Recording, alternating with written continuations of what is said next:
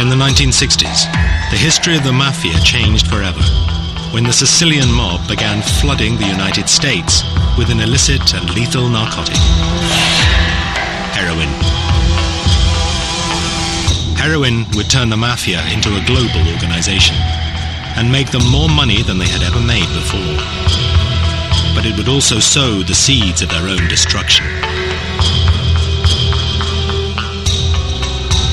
A battle would rage on the streets between a new breed of ruthless mafioso and a new kind of policeman prepared to risk everything to infiltrate the Mafia for the first time. This was a war over billions of dollars, millions of lives, and the future of America itself.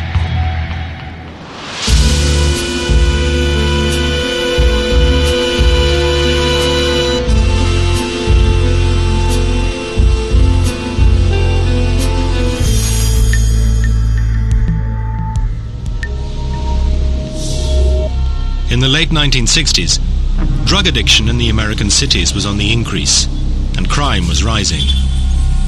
The government was forced to take action. In 1971, President Nixon declared war on drugs. Just a year later, law enforcement won a major battle by breaking up the Marseille-based heroin racket known as the French Connection.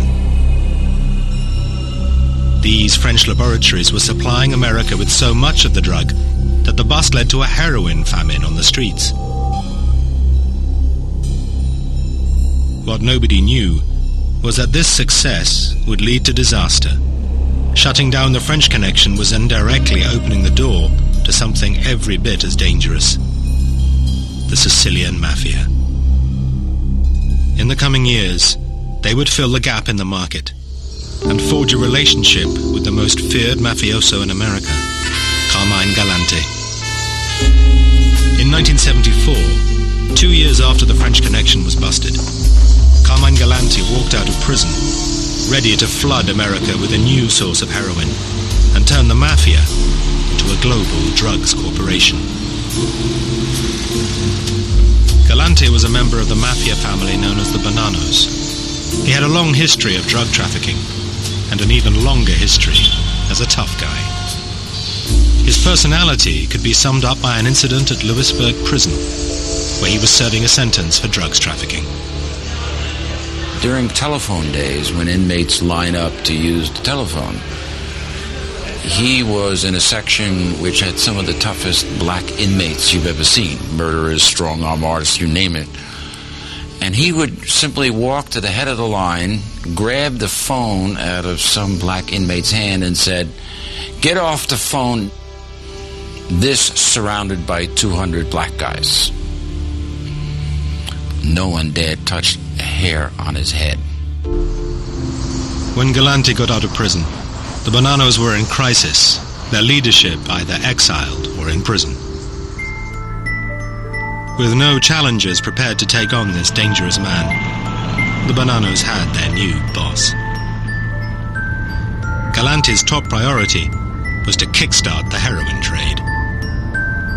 In 5 short years, he transformed the fortunes of the US Mafia by leading it into an era of multi-billion-dollar profits and unparalleled violence. Galante was now in the perfect position to build a heroin business even bigger than the French Connection. He was head of the Bonanno family, and now the heroin trade was moving to Sicily, where Galante had his roots.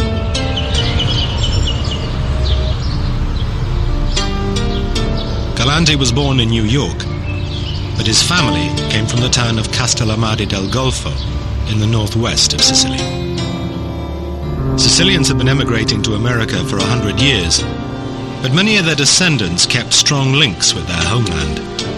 Galante was no exception. His plan was to exploit his close ties with the Sicilian Mafia to dominate the American heroin trade. This was the beginning of a whole new era in the history of the Mafia.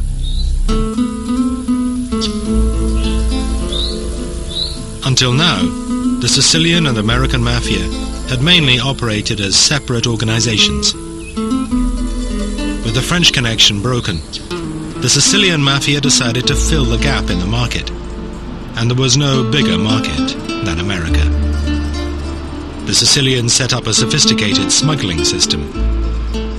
Pakistani suppliers shipped partially refined opium from Asia via Turkey to a rendezvous point off the coast of Sicily. A transmitter on the seabed alerted the Sicilians when the drug ships had arrived. Then a powerboat would speed out to meet it, returning with the drugs under cover of darkness.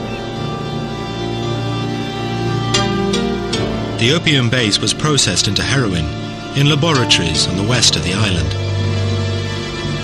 3 Sicilian bosses ran this growing trade, but one of them was far more ambitious, far more greedy, and far more dangerous than the others.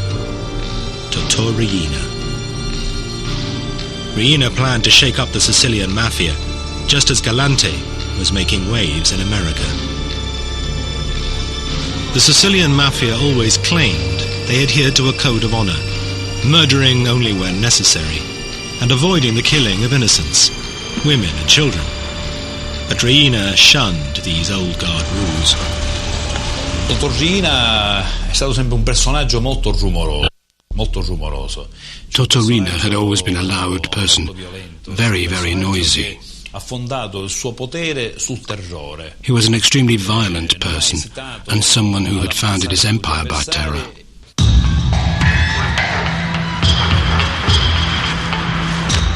Riina was as ambitious as he was ruthless. He was determined to become the boss of bosses, head of the Sicilian Mafia. To achieve this, he would commit so many atrocities that he became known simply as the Beast. In the early 70s, his factories were producing ton after ton of pure heroin. All of it needed to be sold.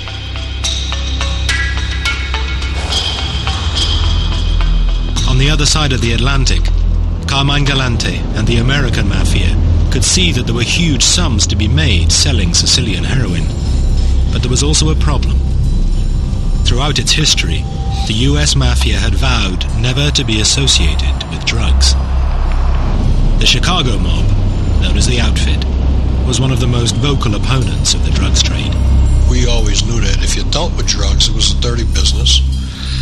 And it'd be like you're feeding your own kid narcotics. So it was like taboo. And if you got involved with it, you're definitely going to get whacked. As far as the Outfit was concerned, there was no need to deal drugs when money could be made in more acceptable ways. In the 1970s, Frank Carlotta was sent to Las Vegas to make sure nobody messed with the Outfit's highly profitable casinos.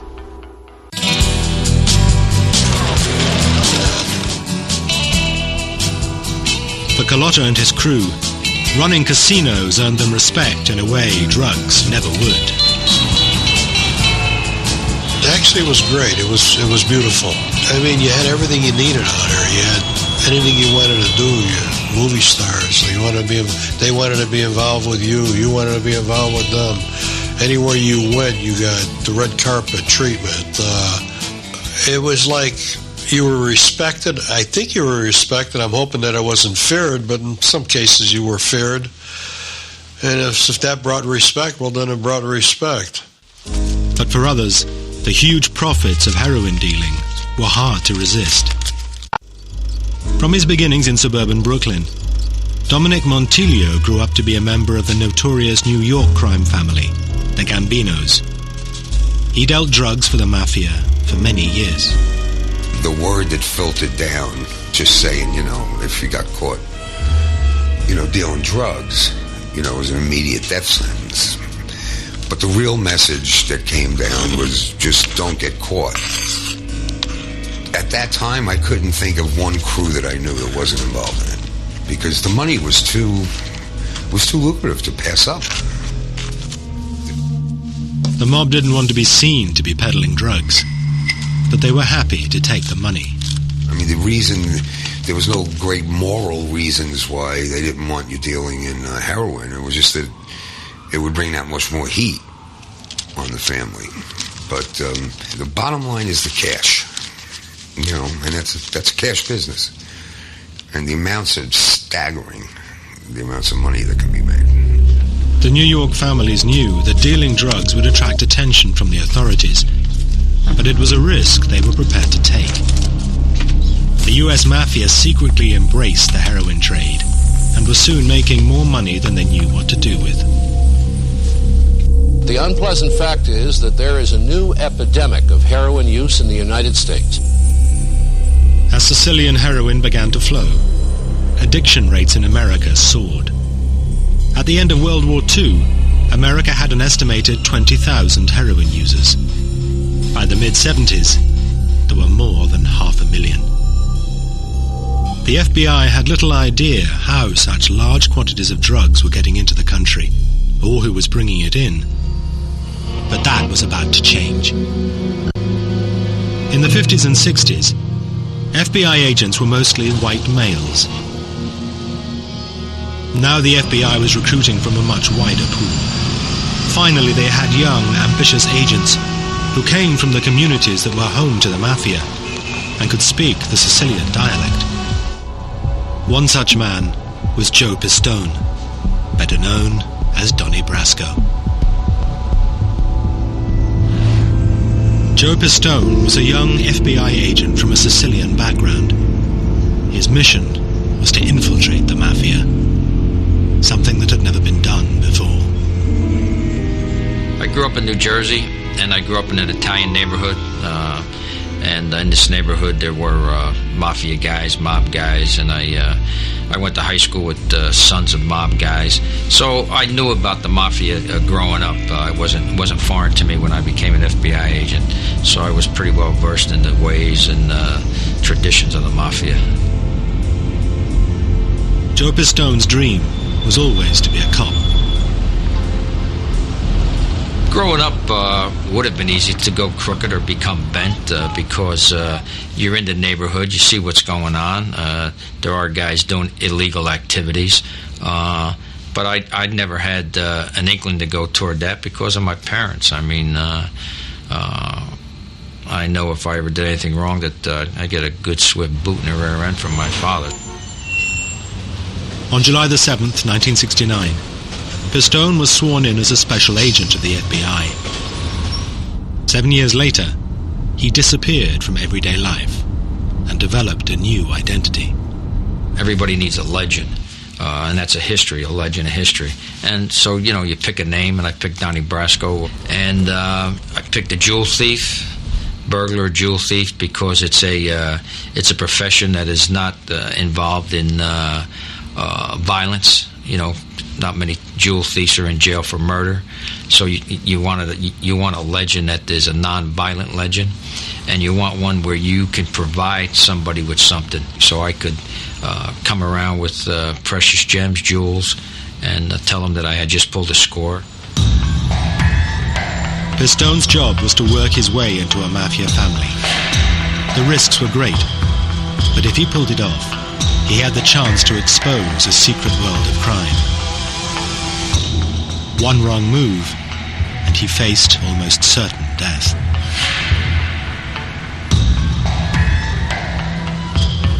In order to do this job, undercover work, you have to have two things. You got to have a lot of nerve, and you got to have a lot of mental toughness.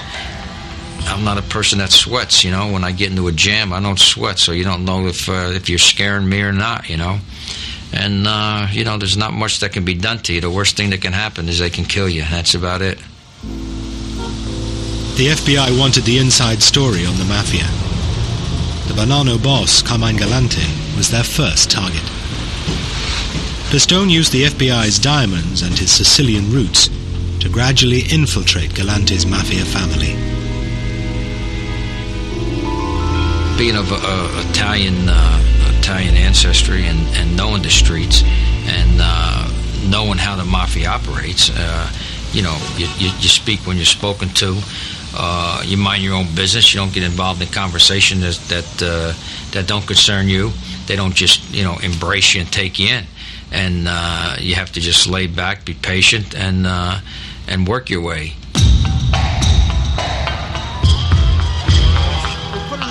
the first impression that's gonna carry you through. And if you do certain things that they pick you out, that you have street smarts and you aren't a street guy, that's what's gonna make you. The fuzzle was right on the table. It's ready to take. In March 1977, Pistone began to hang around in known Bonanno territory. He soon got noticed by Mafia foot soldiers.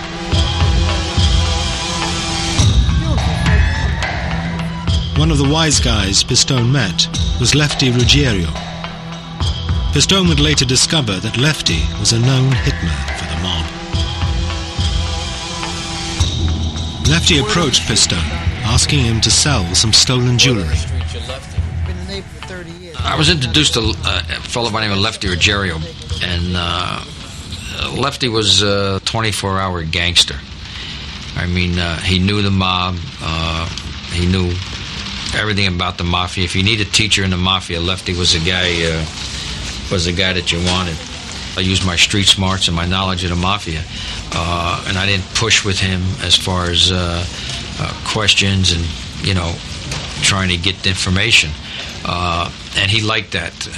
He saw that I was a street guy, that I knew the streets, and also, being a jewel thief and bringing around some precious stones, he liked that too, because it was money, As his undercover operation stretched into months and years, Pistone gradually became an accepted face within the mob. But the risks remained high. Former gangster Henry Hill knows all about the dangers that Pistone faced. I mean, he was susceptible to get figured out at any time, I mean, it took balls. Believe me, it took balls. But he also enjoyed it. He became a member. Or as close as you can come as a member. Pistone's cover story was tested to the limit one night when he was taken to a mob hangout and interrogated by two Mafia soldiers. I didn't get along with these guys. They don't, personalities clashed or whatever. The one guy says, look, we're not too convinced that you say you are who you are, a jewel thief, a burglar. And if you don't convince us, you're not going to leave here alive. So we were in there for maybe 5.5, 6 hours, me trying to convince them that I was really Donnie Brasco. I gave them a phone number of a guy in Miami that was supposed to vouch for me, or just vouch for Donnie Brasco. That's all he knew. So one of them went out. He came back about a half hour later, and he said, okay, you're all right. Pistone was so convincing, an almost father and son relationship developed between him and Lefty. He did have an affection for me, I think, because he saw me, something that he might have wanted to have been, or his son, to have been. And he introduced me to his family and his wife, and I spent a lot of times at his house having dinner. So it became more than just a gangster on gangster relationship. By the summer of 1977, Pistone had won Lefty's trust. But would he ever get any closer to heroin boss Carmine Galante? I was with Lefty one night, and he said we gotta go somewhere. And I said, well, where we're going? And he said, well, I'll tell you when we get there. Galante was having a meeting in there, and it was our job to stand outside and make sure that the meeting went smooth and nothing happened. Basically, we were outside guarding them. This was a big opportunity for Pistone. And I asked him, I said, Left, can't we go inside? And he says, what are you, crazy? You can't go in there and sit down when the boss is meeting. You can't even meet the boss. He doesn't meet anybody on your level. He says, we got to stand out here until we're told, till they release us, till we're told we can go. It was kind of an adrenaline rush. A lot of things go through your mind, but the main thing is that if I get killed, I'm going to get killed as a wise guy, not as an FBI agent here.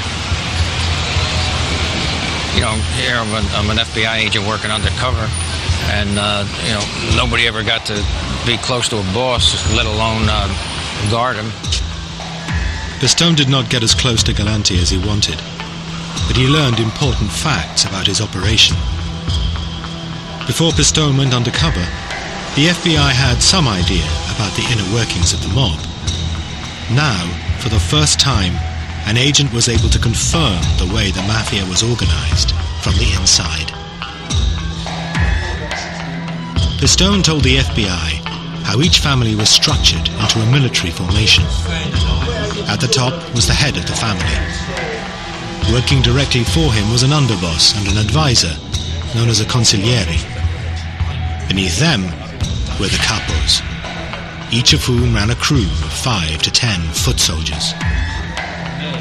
This structure meant the boss was always several layers away from the foot soldiers and the crimes they committed, making it almost impossible to convict the head of the family.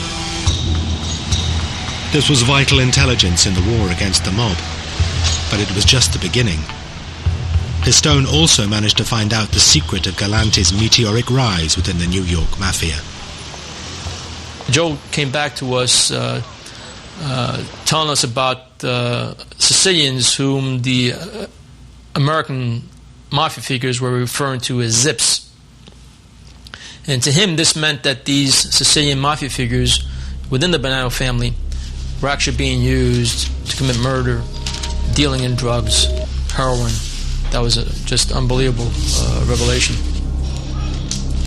I met some Sicilian that were members of the Mafia, and these guys were made guys over in Sicily and then brought over here. But the Sicilians had their own clique over here in the U.S. Galante had imported his own private army of ruthless Sicilian mafiosi. Galante's two key guys that he brought over were Cesar Bonaventure and Baldo Amato. And he brought them over from Sicily, and they were with him constantly. And I think one of the reasons why he did bring them over is that he felt a better sense of security with the Sicilians, because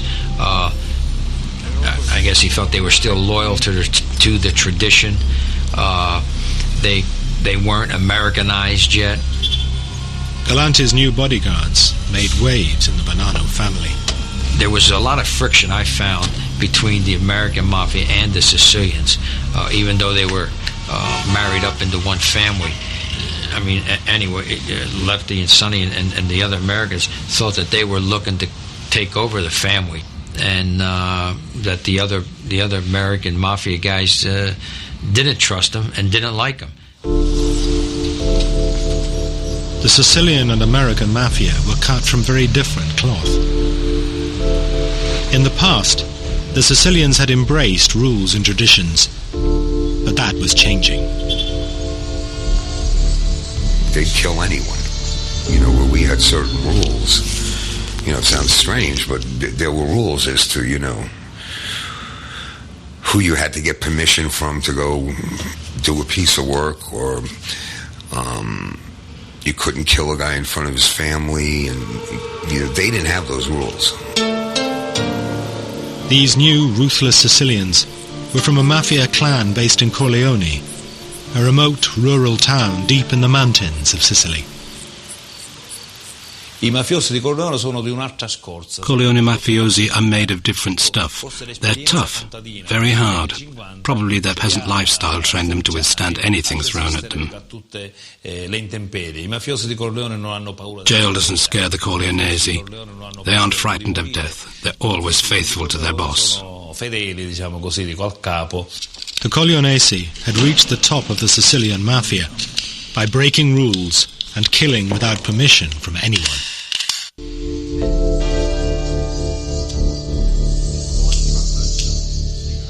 In the American Mafia, obedience to your superiors was deeply ingrained. The godfather of the American Mafia, Charlie Lucky Luciano, had formed an organization known as the Commission back in 1931. The This was like the board of directors of the Mafia. All the heads of the families would meet to settle disputes and decide on strategy. The commission imposed discipline on the warring families. Rules were agreed, which changed little over decades.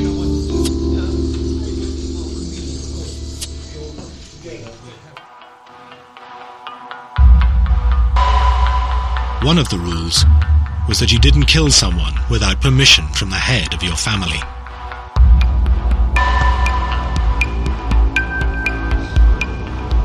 Las Vegas mobster Frank Carlotta nearly paid the ultimate price when this rule was broken, thanks to his ruthless boss, Tony Spilotro.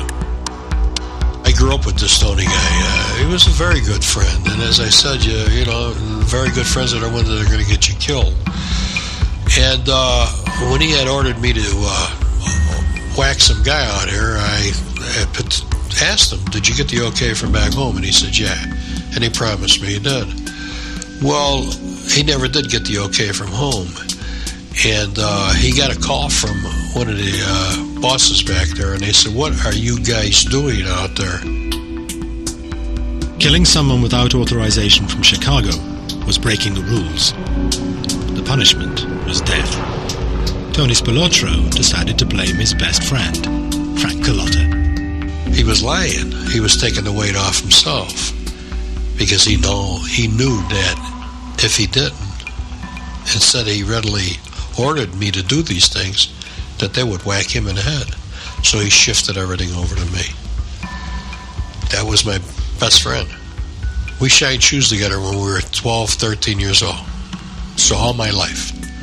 He's the guy that actually was the guy that told me when I get to be a big man, you're my right-hand man. And I was. But that's the same guy that was going to sell me out to save his ass and get me whacked. It wasn't long before Tony Spilotro and his mobster brother received deadly punishment at the hands of the mob. Believe it or not, I felt a little bad for him. Because they were both beaten to death. They weren't shot, they weren't strangled, they weren't knifed. They were physically punched to death or beaten with bats to death, however, you know. And each one was to watch one die, you know. So, I felt bad. There were two brothers at the same time. I grew up with the guy. Even though the guy tried to kill me, I still felt bad. For all American mafiosi, the rules of the commission were a fact of life and death. You really never know who to trust. I don't care how close you are with him, if you grew up with him or what. If that's going to be the one that's going to kill you, usually it's your best friend. You do worry about it because, you know, nobody wants to die, you know, and you just have to be a little one step ahead. Well, let me put it like this. You know, most people grow up with only 4 or 5 friends in their lifetime. One day I made a list, and I think I counted up to 56 really. And some were killed by the police. But the majority of them, like 36 or better, were killed by the outfit, the syndicate.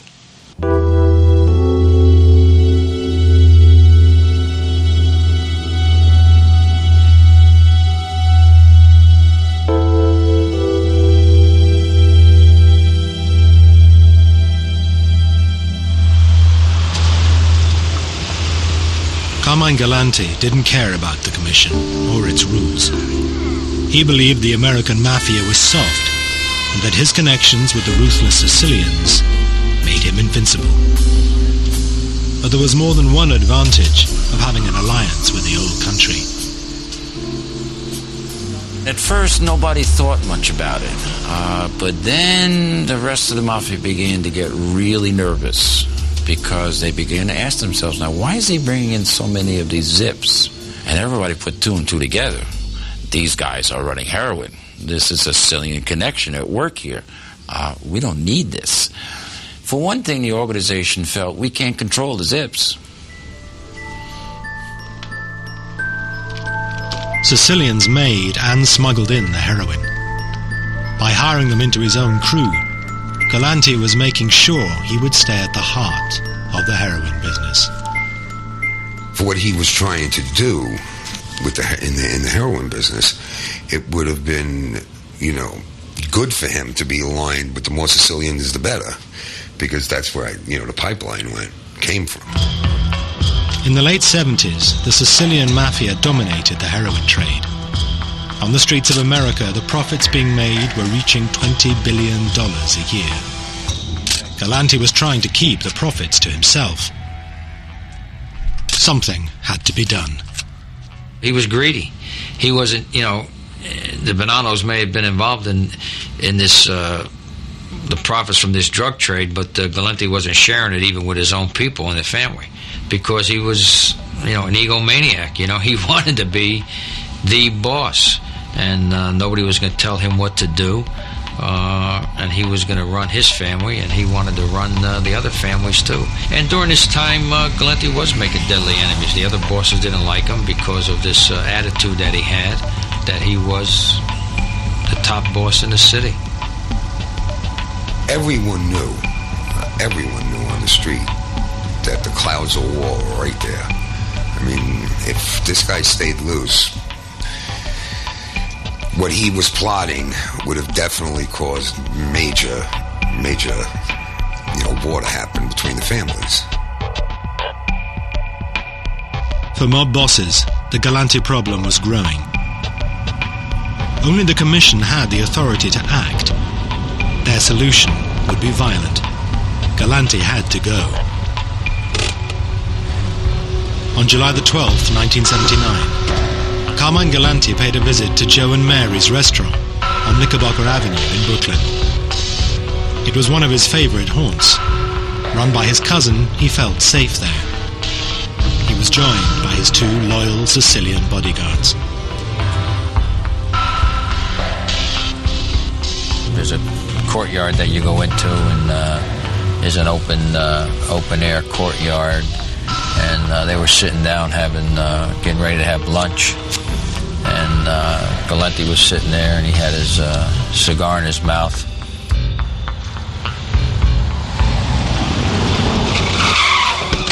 Three guys pull up outside, jump out of a car. They run in the restaurant and start blasting away.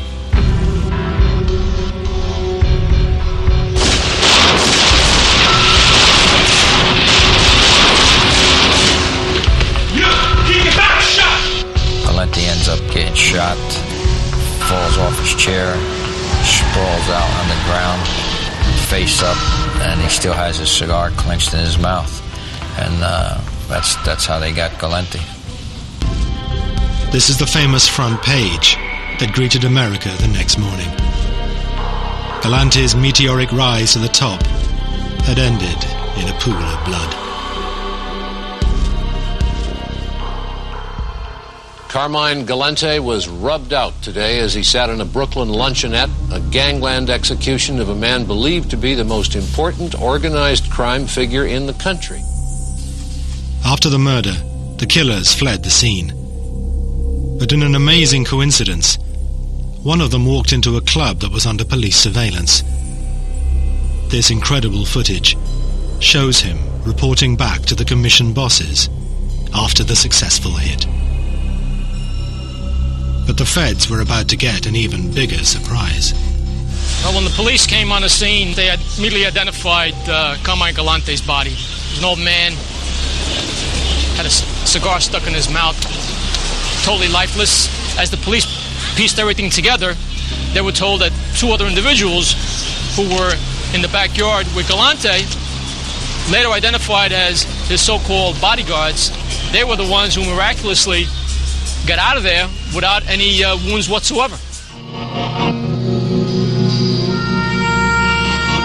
Forensics found 5 different caliber slugs in Galante, and there were only 3 gunmen. So that leads you to believe that there were 2 guns someplace else. And the only other 2 guys there were Bonaventure and Amato. Bonaventure and Amato were the 2 key Sicilians Galante had brought over for his own protection. The police deduced from what they saw at the scene that Bonaventure and Amato were not there to protect Galante. They were there to ensure that his assassination was carried out without a hitch. The ultimate treachery was performed by his own men. The men who were supposed to protect him from any harm, they were the ones who actually helped carry out the assassination. The Sicilians had turned on Galante. It seemed his greed had upset others besides the Commission.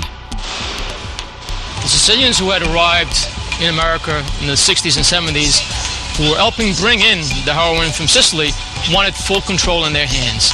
The message was, we are bringing it in, we are going to be involved in the distribution network. Therefore, we want a bigger share in the proceeds. And that was the message of the New Sicilians. We are the ones doing it, we want a bigger share. Not what Galante was doing, keeping most of the share for himself. Galante's murder made the FBI even more suspicious about the Bonanno family. For the Commission to whack a boss meant there were big things going on.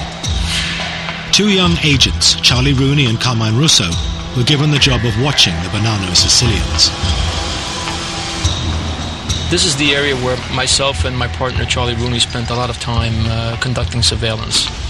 And we needed to find intelligence that could only be found on the street.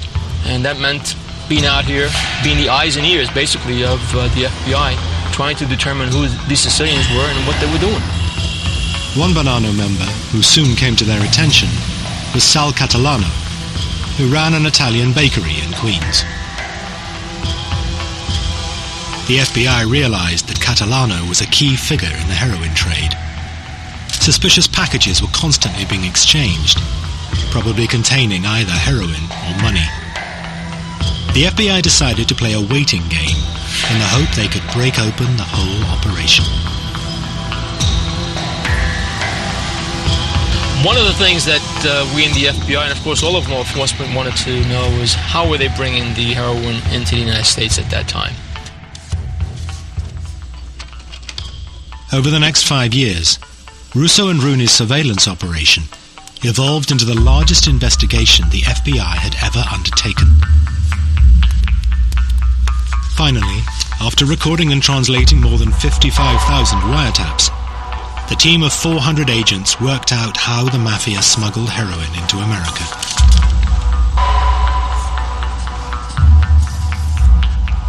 They used their businesses, furniture businesses, construction businesses, marble, things of that nature. In particular, the pizzeria business. They needed tomatoes for the sauce. The Mafia had taken over pizzerias across the country and given them to immigrant Sicilians to manage. The operation was controlled by Sal Catalano from his bakery in Queens.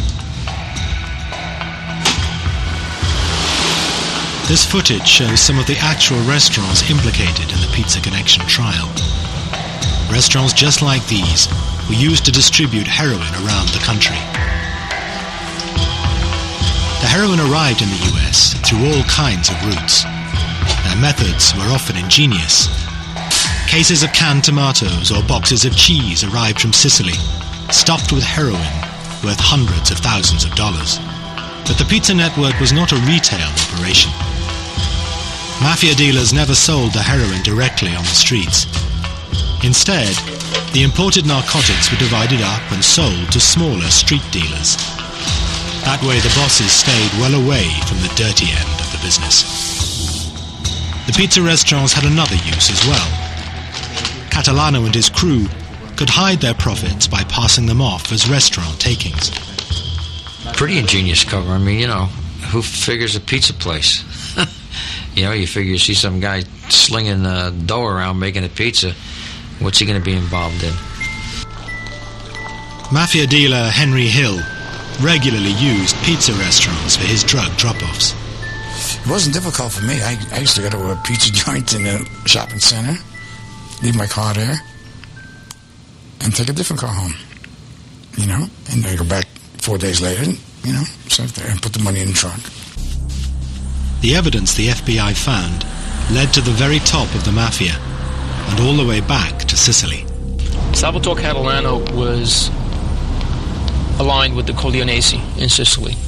That's where the power came from. It was Salvatorina, the boss of the Corleonesi. Salvatore Catalano came here with a purpose. The purpose was the Sicilian Mafia had a commodity that was being sent to the United States. They needed people here whom they could trust and carry on that activity. The power of the Corleonesi Mafia and their ruthless boss, Totò Riina, stretched all the way to America. Who knows how long they had been doing this before we stumbled onto them. And we basically stumbled onto them, and I believe what did it for them and for us was the Galante murder. Without that murder, I don't think we would have set our eyes on them at the time that we did. Meanwhile, FBI agent Joe Pistone still had a problem. How to escape alive from his undercover role inside the Mafia. Despite Galante's murder, Joe Pistone's dangerous undercover operation continued for 2 more years. But in 1981, his mission came to a dramatic climax. The head of Pistone's Mafia crew was a hard man called Sonny Black. Over the years, Black had been impressed with Pistone. Now Sonny decided to honor Pistone by making him a made man, a full member of the Mafia. But there was one big catch. Pistone would have to kill someone. When Sonny Black gave me the contract to do the hit, I mean, you can't refuse it. You have to take the contract, otherwise you're the next guy that's going to get killed, because that's just part of being a mob guy, a mafia guy, is that because you don't do hits on a fee basis. You just do it because you're part of that crew. I accepted the hit. Luckily, the guy that I had the contract on was on the lam because he knew he was going to get killed. But I went looking for him. I went to Florida, back to New York, and couldn't find him because he was in hiding. In a twist of fate, Pistone was asked to whack one of the men who had assassinated Carmine Galante. But it was not to be. The FBI could not allow an agent to commit murder. On July the 26th, 1981, Pistone was pulled out. The FBI decided to tell Pistone's Mafia contacts that he was an undercover agent. These photographs show FBI agents leaving a Bonanno family hangout. They have just told Lefty Ruggiero that his friend Donnie Brasco was an agent.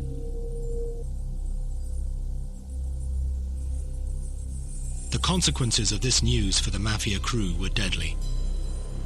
In this photo, Sonny Black discusses the FBI's bombshell with his crew. A few days later, he disappeared. The following year, his body was discovered, washed up off Staten Island. He was in a body bag, and they had chopped off his hands, and that was an indication that he had brought me around to shake hands with mob guys that were of status. These photos of Lefty were taken just after he found out Pistone was an FBI agent. He knew he was in big trouble. The Mafia would never forgive such a mistake. The Bonannos put out a contract on Lefty Ruggiero, but the FBI found out and snatched him into custody before the killers got to him. Pistone gave evidence against Lefty, and he was sentenced to 20 years. He died of cancer on Thanksgiving Day, 1995. At least Lefty didn't get clipped, He lived his life in jail. He got what he deserved. I mean, I didn't make Lefty a gangster. I didn't make Sonny a gangster. I didn't make any of these guys gangsters. They were gangsters before I got there. They were gangsters while I was there, and they were gangsters after I left.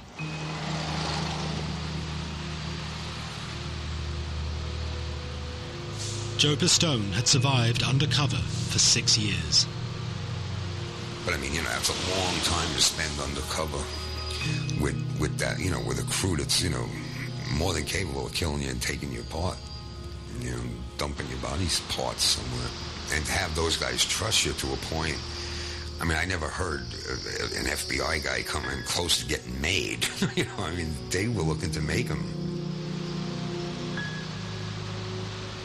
Got addicted to it, and it took the government a lot of years. And you know, I mean, they got a lot of cases out of it, but it almost destroyed his life. You know, and he thought he was a wise guy. You know, and he thought he was an FBI agent. After being pulled out, Pistone spent the next 5 years testifying against his Mafia buddies.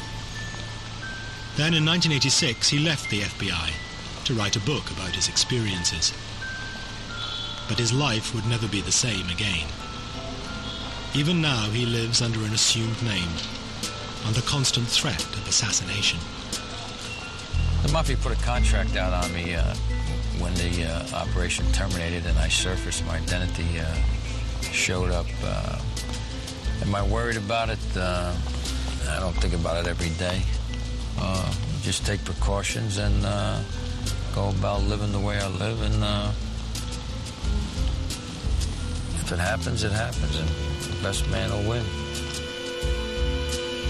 Thanks to the efforts of law enforcement agents like Joe Pistone and Carmine Russo, the Pizza Connection investigation seriously weakened the American Mafia. After years of making vast profits from narcotics, it would take much more than that to stop them.